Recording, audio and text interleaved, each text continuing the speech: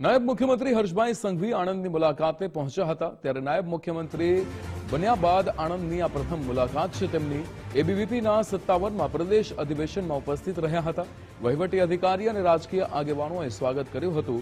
એબીવીપીના પ્રદેશ અધિવેશનમાં નાયબ મુખ્યમંત્રીની આ વિશેષ હાજરી જેમાં વિદ્યાર્થીઓ અને આગેવાનોમાં અલગ ઉત્સાહ જોવા મળ્યો હતો।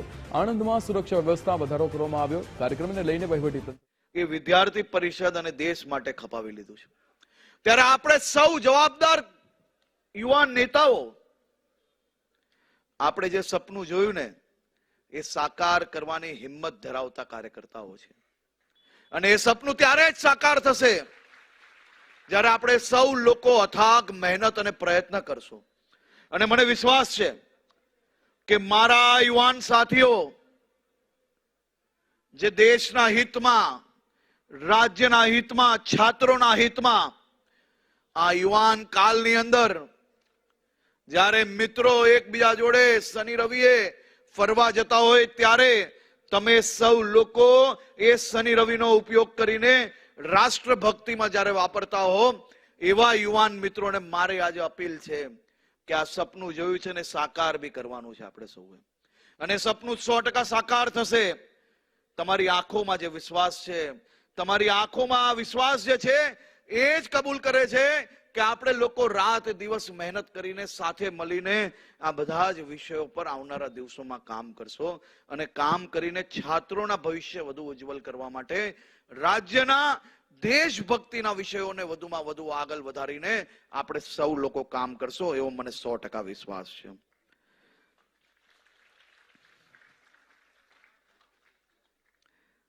મારા મિત્રએ કહ્યું કે ઘટમાં ઘોડા થનગને,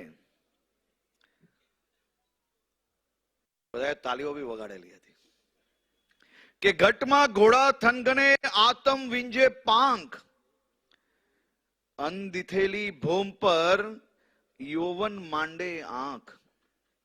તમારા હૃદયમાં કઈક કરી છૂટવાનો જે થનગાટ છે ને એનો મતલબ છે ઘટમાં ઘોડા થનગને। તમારી આત્મા જે ઊંચી ઉડાન ભરવા માંગે છે ને એનો મતલબ છે આતમ વિંજે પાંખ। અને દુનિયાએ હજી જે સિદ્ધિઓ જોઈ નથી ત્યાં તમે પહોંચવા માંગો છો ને એને કહેવાય અનદિથેલી ભૂમ। તમારામાં રહેલા આ અદમ્ય સાહસ અને તરવરાટ એ ભારતની સાચી મૂડી છે। આપણે જે સપનાની વાત કરી ને એ સપનાની વાત એનો મતલબ છે કે ઘટમાં ઘોડા થનગને આતમ વિંજે પાંખ, અંદિથેલી ભૂમ પર યૌવન માંડે આંખ। આ મંત્રને આપણે યાદ રાખવાનો છે।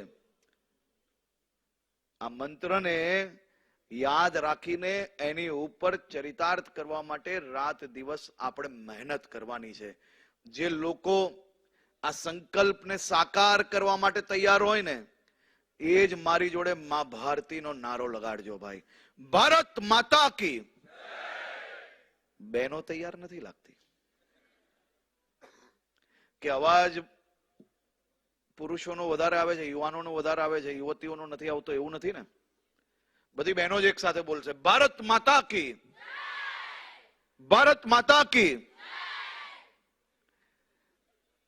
રાણી લક્ષ્મીબાઈ નું રૂપ છે ભાઈ બધા। આપણા યશસ્વી વડાપ્રધાન શ્રી નરેન્દ્રભાઈ મોદીએ લાલ કિલ્લા પરથી દેશને એક સ્વપ્ન અને સંકલ્પ આપ્યો છે, વિકસિત ભારત 2047। અને આ વિકસિત ભારત 2047 ના સંકલ્પને સાકાર કરવાની જવાબદારી એ આપણા સૌ લોકોની છે। આ સંકલ્પના માત્ર સૂત્રોચ્ચારથી પૂરો નહીં થાય, તેના માટે આપણે રચનાત્મક પ્રવૃત્તિઓ, કન્સ્ટ્રક્ટિવ એક્ટિવિટીઝ તરફ વળવું પડશે।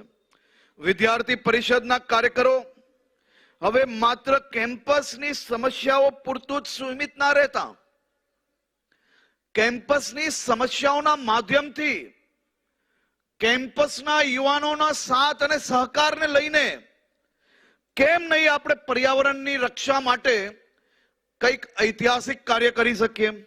વૃક્ષારોપણ અને જલ સંચય અભિયાનને આપણે કેમ આગળ ના વધારી શકીએ? સામાજિક સમરસતા માટે વંચિત અને પછાત વિસ્તારોમાં જઈને શિક્ષણની જ્યોત જગાવવી એ આપણે કાર્ય ખૂબ સારી રીતે કરી જ રહ્યા છે. એને વધુ મજબૂત કરવા માટે આપણે સૌ લોકો સાથે મળીને આગળ વધીએ.